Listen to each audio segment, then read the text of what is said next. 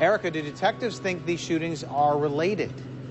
Well, Tim, no, they do not believe that they are related. I just got off the phone with detectives who tell me that they do believe that all of the victims are still alive, but they do not know their conditions.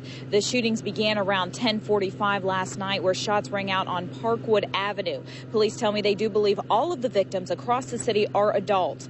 The next two happened around 3:45 this morning. One happened on Bancroft and Academy, the other on Forest and Lincoln. Now, the last shooting happened here at Club Looks on Maxinger.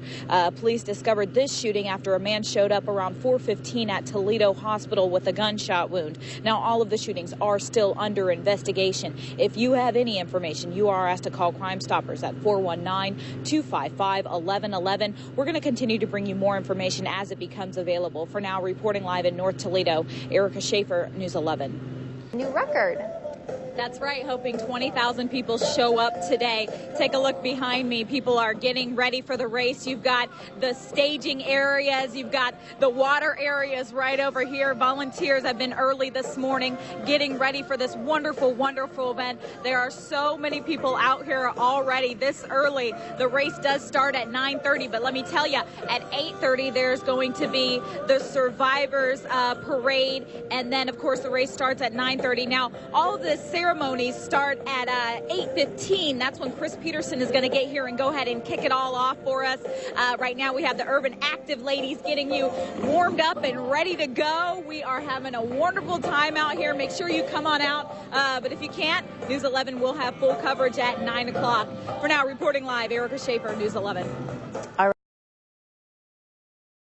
Chris, as you can imagine, the family is devastated as the driver accused of causing the accident recovers in the hospital. The victim's husband tells me the family is still trying to cope with the loss. I was waiting for her to come to dinner last night, and she never showed up for dinner, and just had the feeling something wasn't right. And it wasn't. Just after 6:30, deputies believe a drunk driver ran a light, hitting and killing Antoine's wife, Barbara. Sheriff told me he thought it was probably pretty quick, that she probably didn't even know she got hit, and that's what's helping me through. Barbara and Al were grade school sweethearts. They'd been married since high school and were preparing to celebrate Barbara's 52nd birthday tomorrow. I don't know what I'm going to do. I've never been alone. She's always been with me. Antoine says Barbara was a woman who was full of life. Every night when she get off work, are we going motorcycle riding? Are we going boating? What are we going to do tonight?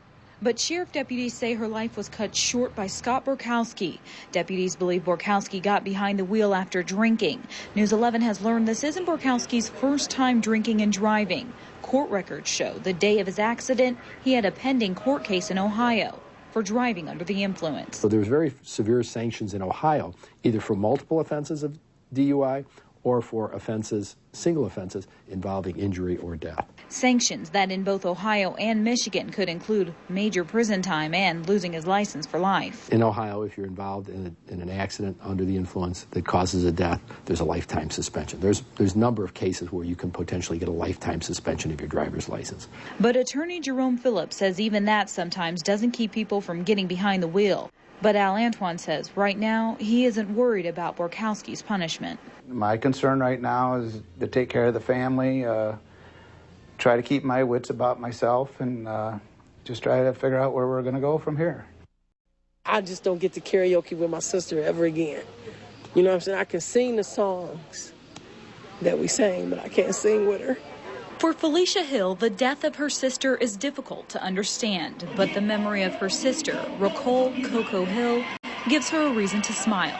You had to wait weeks if you wasn't on her appointment book, and including me, and I'm her sister. She says as a barber, Coco was a legend. As a person, she was an icon. If you wanted to try and find some words to describe her, you tell me about that favorite aunt in your life. She says Coco was always filled with joy and ready to share her happiness with family and friends. There is not enough adjectives to describe the type of person she was. She was a great mother. She was an awesome sister. She was a wonderful daughter. Hill says since her sister was so well known, the person who killed her probably knows her, but wasn't targeting her. They might know her when they realize, oh my God, I killed Coco the barber.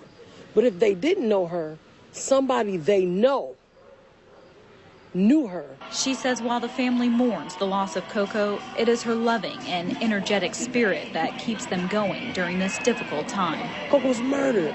It's like, you don't want to say it because it's going to me, it's going to put closure on it. And nobody wants to close the door to Coco because, you don't want to forget her. Well, investigators here at the safety building certainly hope to give the family some measure of closure. Right now, they have few leads and no suspects. They are putting up a $5,000 reward for any information leading to the arrest and conviction of the gunman. Now, if you have any information, you are asked to call Crime Stopper at 419-255-1111. Reporting live in downtown Toledo, Erica Schaefer, News 11. 2 months later, it's the outpouring of support like today's bike ride that helps Lake Township continue down the road to rebuilding. People lost their lives and stuff, and houses destroyed. It's good to help people. 2 by 2, several hundred bikes rode through the areas of devastation in Ottawa and Wood counties. Folks in Lake Township will never forget June 5th, the night of June 5th, and we'll never forget those souls we lost. But we'll also never forget the people that have come out to help us. Each biker gave $10 to ride, money that will go towards helping the police and fire departments get back on their feet so they can help others. Along the route, people watched and waved. Many were amazed by the number of bikes riding to support the cause. This many bikes? They pay $10 for a bike? Are you kidding me? It says a lot about the community. It really does. And after FEMA denied the area federal aid, places like Lake Township need the support more than ever. After we were turned down federally, are even stronger in our resolve that we will take care of each other, we will take care of our communities, and we will rebuild this together. The ride ended with a moment of silence in Millbury. Riders lined up down Main Street, one of the hardest hit areas. It was there riders took time to reflect on June 5th and remember why local support like this ride is greatly appreciated. I'm almost speechless. Thank you. We'll never cover it enough. Along with video journalist Jason Brainerd, Erica Schaefer, News 11.